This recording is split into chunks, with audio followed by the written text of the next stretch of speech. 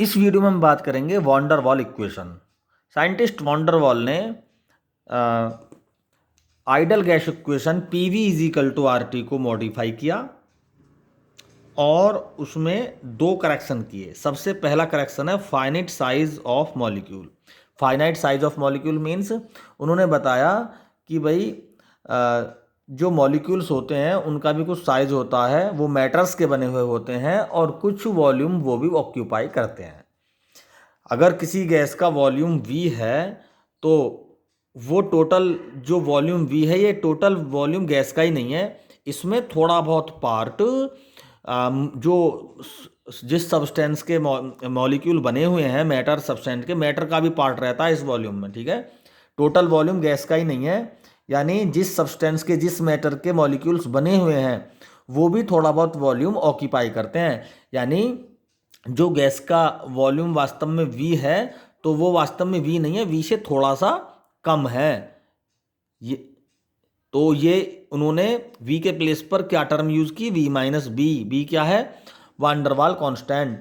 यानी अगर इसका मतलब ये हुआ गैस का वॉल्यूम V है ये कहते हैं, लेकिन गैस का वॉल्यूम V कहाँ है? गैस के मॉलिक्यूल्स जिस मैटर के बने हुए हैं वो भी तो थोड़ा बहुत वॉल्यूम ऑक्यूपाई करेंगे। उसके साथ जो गैस के मॉलिक्यूल्स हैं वो स्पेरिकल शेप में होते हैं, वो मैटर्स के बने होते हैं, उनके अंदर गैस भरी होती है, तो कुछ वॉल्यूम मैटर सब्सटेंस भी ऑक्यूपाई करते हैं ओवरऑल। ठीक है, सेकंड करेक्शन उन्होंने बताया इंटरमॉलिक्यूलर इंट्रैक्शन के बारे में। इंटरमॉलिक्यूलर इंट्रैक्शन क्या कहता है? देखो, जो हमारी काइनेटिक थ्योरी ऑफ गैस थी वो कहती है कि मॉलिक्यूल्स के बीच में, मॉलिक्यूल्स जो गैस कंटेनर, किसी कंटेनर में गैस मॉलिक्यूल्स हैं उन पर कोई अट्रैक्शन काम नहीं करता। ये बात तो ठीक है कि इन पर अट्रैक्शन काम नहीं करता, नेट फोर्स जीरो रहता है, लेकिन ये जो फोर्स जीरो रहता है वो उन्हीं मॉलिक्यूल्स पर रहता है जो कंटेनर की वॉल से कुछ डिस्टेंस पर हैं।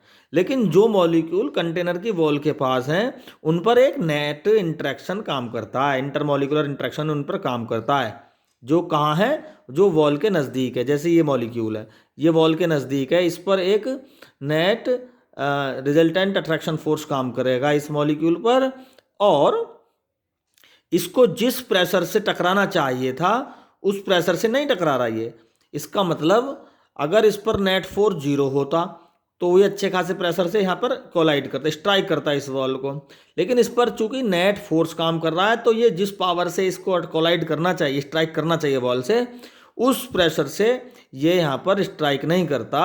इसका मतलब जो प्रेशर हम एक्चुअली कैलकुलेट करते हैं वास्तव में गैस के प्रेशर की वैल्यू इससे कुछ ज़्यादा होती है।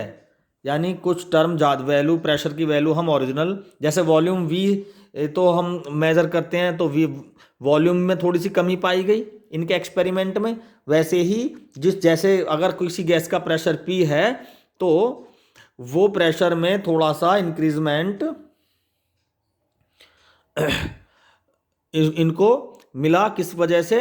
क्योंकि मॉलिक्यूल जो मॉलिक्यूल वॉल के नज़दीक होते हैं वो ही क्रिएट करते हैं प्रेशर को, और वो उस प्रेशर से स्ट्राइक नहीं कर पाते वॉल से जिससे उनको करना चाहिए। अगर इन पर नेट फोर्स जीरो होता तो वो वास्तव में उसी प्रेशर से स्ट्राइक करते वॉल को, लेकिन अब थोड़े से कम प्रेशर से स्ट्राइक कर रहे हैं। इसका मतलब गैस का प्रेशर हम जो पढ़ते हैं वास्तव में वो प्रेशर उससे ज़्यादा होता है। तो इस कंडीशन में हम इसको P प्लस डेल्टा P लिखेंगे।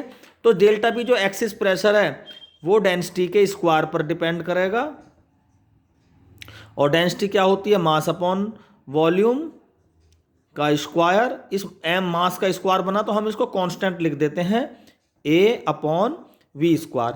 तो उन्होंने ये टर्म निकाली जिसको A को क्या कहते हैं? वान डर वाल कांस्टेंट।